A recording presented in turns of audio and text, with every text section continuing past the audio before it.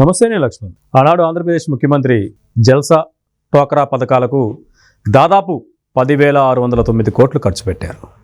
జల్సా పథకాలకి ఆయన చేసిన ప్రజాధనం దుర్వినియోగం ఇప్పుడు సోషల్ మీడియాలో హాట్ టాపిక్గా మారింది. అదేవిధంగా మొన్న జరిగిన శాసనసభ సమావేశాలు కూడా ఎమ్మెల్యేలు మంత్రులు దీనిపైన ప్రస్తావించారు.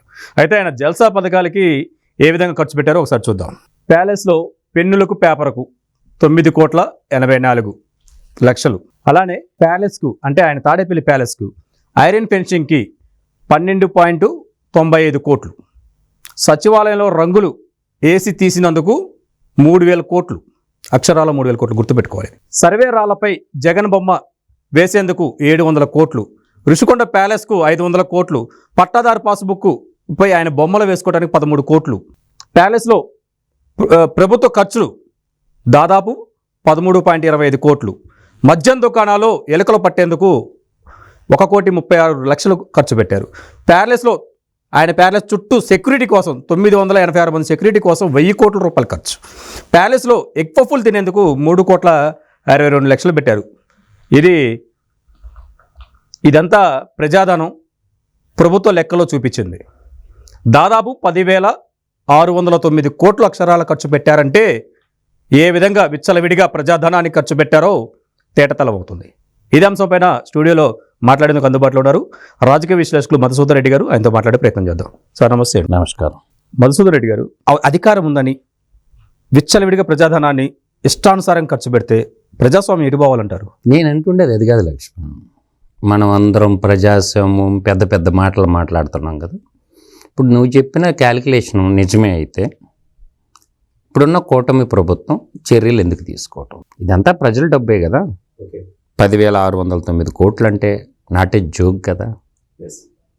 ప్రతి ఒక్కడు 10 రూపాయల కోసం, 100 రూపాయల కోసం, 200 కోసం, 300 కోసం ఎత్తుక్కొట్టున్నటువంటి ఈ దశలో ఇంత డబ్బు ఖర్చు చేస్తున్నప్పుడు ఈ లెక్కలన్నీ గవర్నర్ దగ్గరకు పెట్టి సంవత్సరానికి 2,000 కోట్ల చొప్పున నువ్వు చెప్పిన ఈ లెక్కలన్నీ దాదాపు 10,609 కోట్లు ఏ పొద్దు కింద వాడారు, ఎక్కడి నుంచి ఏ వాడారు? ఇవన్నీ రెవెన్యూ రికవరీ యాక్ట్ అనేది ఒకటి ఉంది లక్ష్మణ్, మర్చిపోతున్నారు చాలామంది.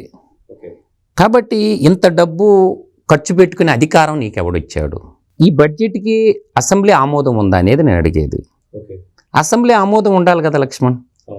ఇంత 1,000 రూపాయల పైన ఖర్చు చేసే ప్రతి రూపాయికి అసెంబ్లీలో ఆమోదం ఉండాలి కదా. కాబట్టి ప్రభుత్వం కఠినంగా వ్యవహరించి దీని మీద గవర్నర్ దృష్టికి తీసుకుపోయి మీరు ఎలా సంతకం పెట్టారు? గవర్నరు ఆ బడ్జెట్లకన్నిటి గవర్నరే కదా సంతకం పెట్టింది. నన్ను అడిగితే ప్రథమ ముద్దాయి గవర్నర్ అంట. ఆ పుస్తకాలన్నిటికీ సంతకం పెట్టినోడు ఎవరు? మనం మాట్లాడుతున్నాం సరే, ప్రథమ పౌరుడు ఎవరు రాష్ట్రంలో? గవర్నర్ కదా. ఇవన్నీ చూసుకోడా గవర్నరు? ఇది చట్టబద్ధమా కాదా అనేది తెలియదా గవర్నర్కి? ఇంకెవరితో ఆడుకోవాలా?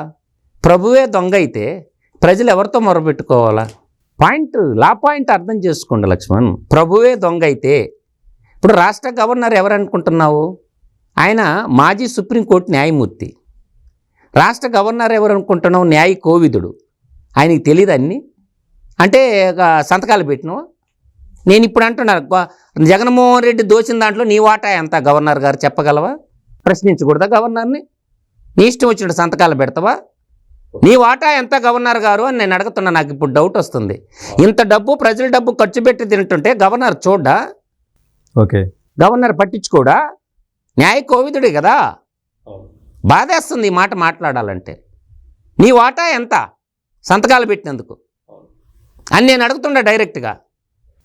కానీ వాళ్ళు ప్రశ్నించే గుణాన్ని ఇప్పుడు కోల్పోయారు. గవర్నర్గిరి వ్యవస్థలో పనిచేసే ప్రతినిధులు వాళ్ళు గవర్నమెంట్ ప్రశ్నించి బిల్లులకి అడ్డుపడి చెప్పటం, సలహాలు చెప్పడం అనేది మర్చిపోయారని నేను అనేది. గవర్నరు గడిచిన 5 ఏళ్లలో ఒక విశ్వవిద్యాలయం సందర్శించాడా? విశ్వవిద్యాలయాన్ని సందర్శించాల్సింది ఎవరో తెలుసా? రాష్ట్ర గవర్నరు. ఒక్క విశ్వవిద్యాలయానికి వెళ్ళాడా? ఎక్కడన్నా పోయి మోటివేషన్ క్లాసులు చెప్పాడా? చట్టాల గురించి చెప్పాడా? న్యాయ వ్యవస్థ గురించి చెప్పాడా? అంటే ప్రజలు ఇచ్చిన డబ్బేం తీసుకొని బంగాళాలో కొనుక్కుంటా జగన్మోహన్ రెడ్డి సంతకం ఆడబెట్టమంటే ఆడబెడతా? అడగకూడదా గవర్నర్ని? ప్రశ్నించకూడదా ఎవరో? నేను అడుగుతున్నా, ఎన్ని విశ్వవిద్యాలయాలు ఉన్నాయి ఆంధ్రప్రదేశ్లో? అన్ని గవర్నర్ కిందే ఉంటాయి కదా. ఎన్ని మోటివేషన్ క్లాసులు చెప్పాడు గవర్నర్ గారు?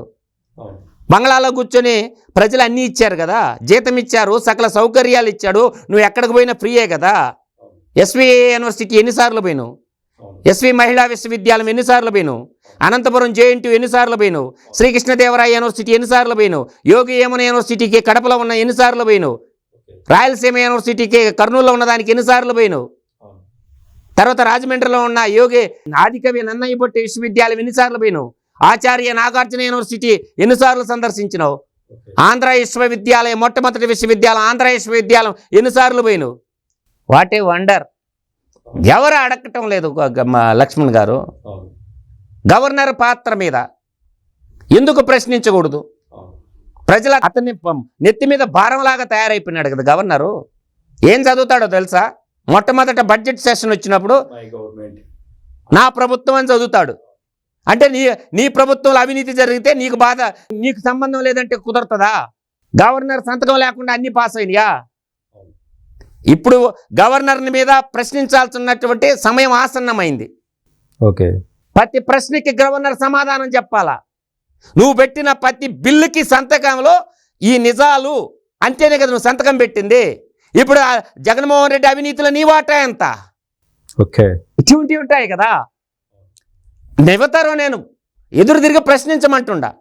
నువ్వేం ఏక పార్టీ సేవలు పట్టుకోబడలే, గన్నులు పెట్టుకోబడలే, బాంబులు పట్టుకోబడలే. ప్రశ్నించదాం గవర్నర్ని. ఎందుకు పెట్టావు మహానుభావ సంతకాలు అంటే ప్రజల సొమ్ము పాలకులైతే ఎంతైనా దొబ్బేస్తారా? ఎవరన్నా ఒక్క మాట అంటారా? ఒరిస్సా ముఖ్యమంత్రి నవీన్ పట్నాయక్ గారిని, త్రిపుర ముఖ్యమంత్రి మాణిక్ సర్కార్ని ఎవరన్నా ఒక్క మాట అనగలుగుతారా?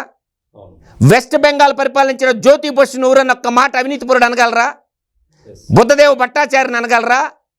వీళ్ళందరూ ముఖ్యమంత్రులుగా చేయలేదా ఈ దేశంలో?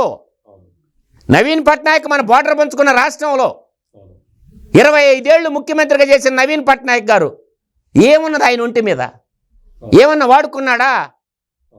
ఇది ఎక్కడ రాజనీతి? ఎస్ కానండి, దేశంలో ఏ ముఖ్యమంత్రికి లేని సెక్యూరిటీ దాదాపు 990 మంది సెక్యూరిటీ. ఎందుకండి అతనికి అంత సెక్యూరిటీ జగన్మోహన్ రెడ్డి గారికి? నేను అంటుండేది ఒక్కటి గుర్తుపెట్టుకోండి, ఈ భూమండలం మీద ఎవడు శాశ్వతంగా ఉన్నారు.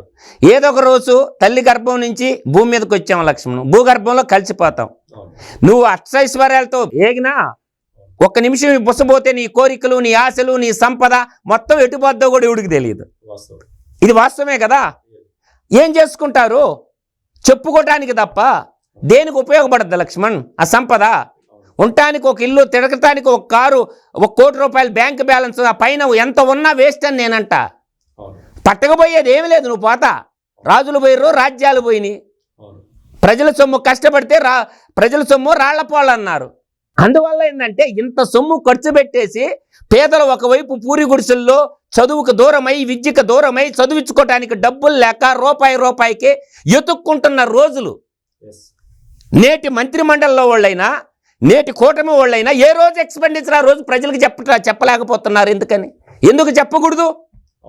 ఈ రోజు సీఎం ఆఫీస్ ఎక్స్పెండిచర్ ఎంత, ఈ రోజు మంత్రి ఎక్స్పెండిచర్ ఎంత, లైవ్ టెలికాస్ట్ పెట్టండి. ఏ రోజు ఆ రోజు మరుసటి రోజు పత్రికల్లోకి ఇవ్వండి. ఐఎండ్పిఆర్ మినిస్టర్ ద్వారా చెప్పమానండి. దేనికి ఎంత ఖర్చు పెట్టారో చెప్పొచ్చు కదా. 10,000 కోట్లు అంటే పోలవరం డ్యామ్ అయిపోయేది. పోలవరం డ్యాము బహుళార్థ సాధక ప్రాజెక్ట్ అయిపోయేది. మనం రాజుగా ఉన్నాం కదా అని ప్రజల సొమ్ము ఎట్టంటే తినేయచ్చా? దుర్మార్గం కదా. కాబట్టి ప్రజలు ఎన్ని గ్రహించారు. ఎంత దూరం పోతావురా? ఏ కన్ను నిన్ను చూడలేదని అనుకుంటుందా? కాలం అనే కన్ను కాలచక్ర భ్రమణంలో నువ్వెంత నేనంటుండా. కాలచక్రం చూస్తానే ఉంది. కాలుడు చూస్తున్నాడు. ఏదో ఒక రోజు కన్ను తెరుస్తాడు, కాలగర్భంలో కలిపేస్తాడు. ఇప్పుడున్న మంత్రులకు కూడా చెప్తున్నా నేను ఇదే మాట. ఇప్పుడున్నటువంటి కూటమిలో ఉన్న ఎమ్మెల్యేలకు కూడా చెప్తున్నా నేను. మీరు అనుకుంటున్నట్టు మేము స్వతంత్ర సామంత రాజులమే, మాకు ప్రజలు అధికారం ఇచ్చారు, మేమేమి చేసినా చెల్లుబాటు అవుద్ది అనుకుంటే కాలగర్భంలో కలిసిపోక తప్పదు. ఏదో ఒక రోజు శాపాలై తగలుతాయి మీ పిల్లలకి. ఇంకోటి కూడా మన కుల రాజకీయాలు కూడా రెచ్చిపోతున్నారు. అంటే కులాల మధ్య కుంపటి రేపే విధంగా కామెంట్స్. ఇంకా ఇప్పుడు ఒక పక్కన కేసులు నమోదవుతున్నా కానీ ఇంకా సిగ్గు రావట్లేదండి వీళ్ళకి. ఒక మాట చెప్తాను లక్ష్మణ్, కులం అంటే నా దృష్టిలో వృత్తి. పూర్వకాలంలో మన సనాతన ధర్మం ప్రకారం ఒక వృత్తిని చేసే వాళ్ళకి ఒక పేరు పెట్టారు. కులం అంటే ఒక వృత్తి. సమూహాలుగా ఉన్నప్పుడు కులాలు లేవు, పాసుడికే లేవు, ఏమి లేవు. ఒక వృత్తిని బాబు నువ్వు ఈ పని చేయి, నువ్వు ఈ పని చేయి, నువ్వు ఈ పని చేయి అని పనుల్ని పంచుకున్నారు. అవి కాలక్రమేణగా కులాలుగా రూపాంతరం చెందినాయి.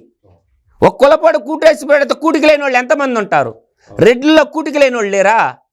రెడ్లలో ఎస్టీలు లేరా? కొండ రెడ్ల కాడకి ఎంత ఉందో పోయి చూద్దాం పాండి. శ్రీకాకుళం రెడ్లు ఉంటారు బీసీలు, మా చేపలు పట్టుకొని బతుకుతారు, వాళ్ళ కాడ ఎంత ఉందో పాండి. భిక్షకుంట రెడ్లు అని ఉంటారు ఎస్టీలు మార్కాపురం బెల్ట్లో. ఎంత పెద్ద కోటీశ్వరంలో తేల్చుకుందారా అండి? ఏ కులమైనా గుర్తుపెట్టుకోండి లక్ష్మణ్ గారు, కులం కూడుబెట్టదు, గుణమే ప్రధానం.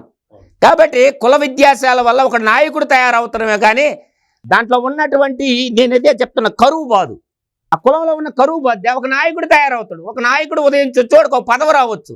అంత మాట్లాడిన వాళ్ళ కాపురాల్లో మొత్తం మారిపోద్దా? మారదు కదా. కాబట్టి ఏం చెప్పినా ఏ కులమైనా అవన్నీ వృత్తులు కులాలుగా పరిమాణం చెందినవి.